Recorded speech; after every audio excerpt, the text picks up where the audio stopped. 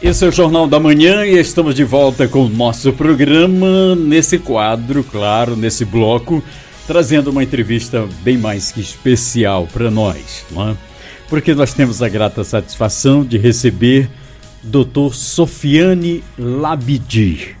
Eu começo pedindo perdão para ele, pedindo permissão para encurtar um pouquinho o seu currículo, porque senão daria o bloco inteiro. Dr. Sofiane Labidi, ele é doutor em inteligência artificial pelo Instituto Francês de Pesquisa em Informática e Automação, INRIA? Isso. É a pronúncia. Mestre em gestão de modelagem de conhecimento e graduado em ciência da computação pela Universidade de Nice, Sofia Antípolis, da França. Né? Ele é professor e pesquisador da Universidade Federal do Maranhão, onde coordena o Laboratório de Sistemas Inteligentes, o LSI, e formou nada mais e nada menos do que 83 mestres e doutores, um recorde no estado do Maranhão.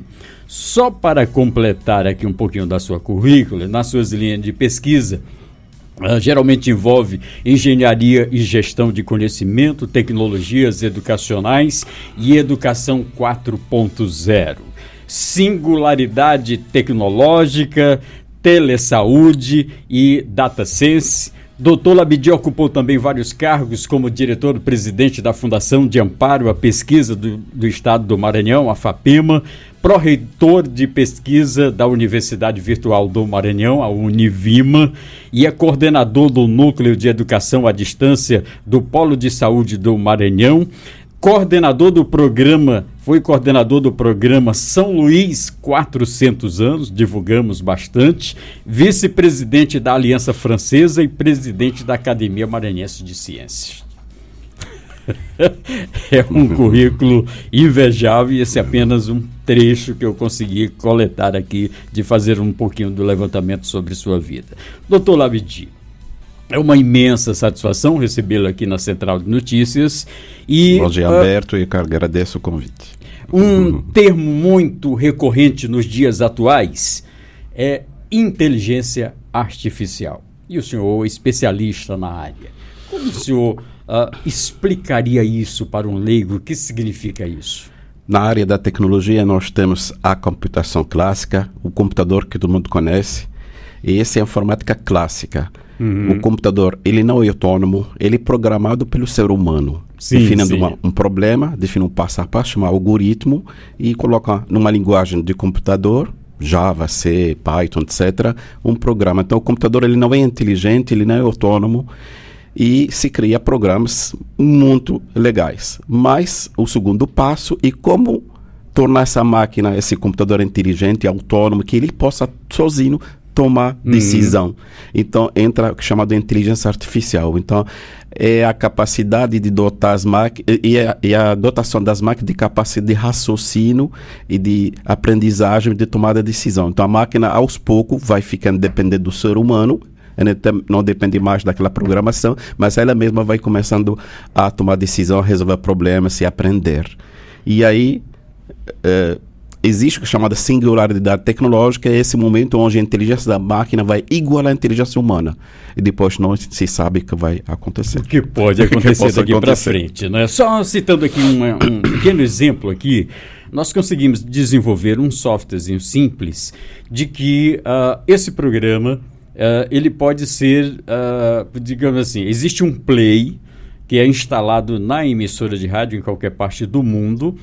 Esse play é baixado no computador e esse programa pode ser disparado através desse sistema nesse computador no horário programado. Esse seria a parte de programação e a informática clássica. Da informática clássica. Porém, a artificial é fazer com que o computador trabalhe sozinho. Isso seria em síntese, seria exatamente isso. E quais os desafios para a aplicação dessa inteligência? São vários desafios. O maior problema que nós temos hoje é avançar nessa questão dos algoritmos de aprendizagem, que a máquina, para se tornar inteligente, ela precisa aprender. Então, existe o que é chamado de aprendizagem profunda, vários algoritmos que permitem a máquina de aprender.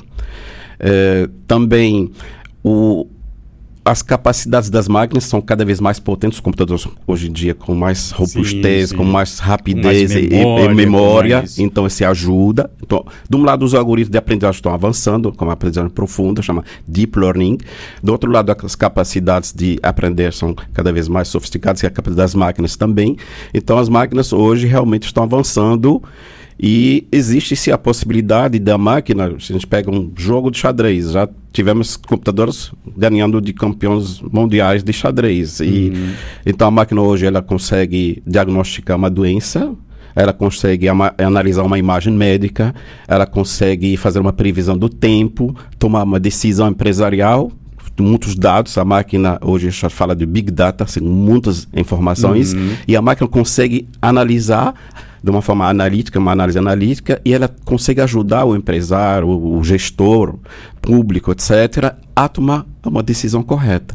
Então é uma área muito interessante. Ela lida com números mais fáceis do que a nossa memória. Com certeza. Realmente, o ser humano tem suas capacidades de limitações, de análise de uma grande quantidade de informações, e a máquina tem essa capacidade, realmente os impactos são fantásticos em todas as áreas do conhecimento. Agora nós estamos falando muito de 5G, da implantação do 5G no Brasil. Em primeiro lugar, o que é o 5G e qual a diferença do 4 para o 5G? Quando já passou do 1G, 2G, 3G, 4G, é uma evolução da tecnologia das redes móveis. E basicamente na velocidade. Então, quando nós passamos do 4G para o 5G, nós temos uma velocidade hoje 20 vezes maior. Para você ter uma ideia, a gente vai chegar logo em 2030, mais ou menos a faixa para o 6G e 2040 para o 7G. E para o 7G vamos ser 100 mil vezes a velocidade maior do que o 5G. Então uma coisa... 100 mil vezes? 100 mil vezes. Já é uma velocidade muito grande hoje. Exato. Então o impacto é fantástico nas aplicações, em todas as áreas do conhecimento. Então, como essa velocidade, você consegue, por exemplo, conectar os objetos, porque a internet antigamente era vista como a rede mundial dos computadores. Hoje não é mais apenas a rede mundial dos computadores, a rede mundial de tablet, de celular, tudo conectado, e os carros vão estar conectados, os relógios vão estar conectados, os óculos. Então, qualquer objeto hoje, na área da agricultura, você vai colocar máquinas conectadas com essa velocidade e você consegue trabalhar o processamento na nuvem e você vai conseguir resultados fantásticos em todas as áreas do conhecimento. É uma coisa assim fantástica que está acontecendo. A realidade virtual hoje é até uma redundância, é real. Já está acontecendo, né? Tipo assim, vamos citar um exemplo que eu quero traduzir isso muito claro para quem está nos ouvindo, está acompanhando a nossa entrevista. Por exemplo, o senhor está lá no seu escritório, e Humberto Fernandes quer lhe entrevistar no Jornal da Manhã. Então, dentro da realidade virtual, eu posso trazer o senhor para dentro do estúdio, o senhor permanecendo lá. Né? Exatamente. E um dos avanços da tecnologia, permitida pelo 5G também, essa velocidade, e das ferramentas também tecnológicas, a criação dos metaversos, são realidades virtuais, e onde você pode colocar avatares, e o domínio da aplicação enormes. Então você tem na área da educação, você pode colocar uma turma de estudantes numa mesa em qualquer parte do mundo e você traz isso aqui, exatamente, conversar com eles, interagir com eles, cada um vai estar representado como seu avatar e você vai interagir, o aluno vai ter as suas dúvidas como professor, etc.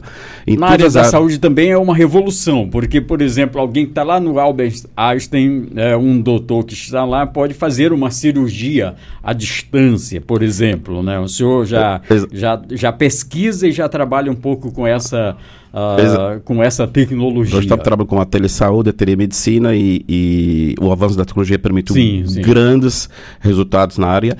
Por exemplo, você falou a telecirurgia, então você pode ter um paciente aqui em São Luís sendo operado por um médico nos Estados Unidos ou em São Paulo. Claro que o 5G está avançando, permitindo isto. Então você pode ter um médico que está sentado na sua mesa, manipulando os equipamentos, e tudo que ele faz é reproduzido no paciente à distância. Então nós temos uma máquina, é a única que está no Hemisfério Sul, lá no Sírio-Libanês. Está sendo testada? Já aconteceu vários, desde 2016 essa máquina existe, e hoje as aplicações são fantásticas. Há ainda muita dúvida com relação ao avanço da implantação do 5G no Brasil. O senhor está acompanhando isso?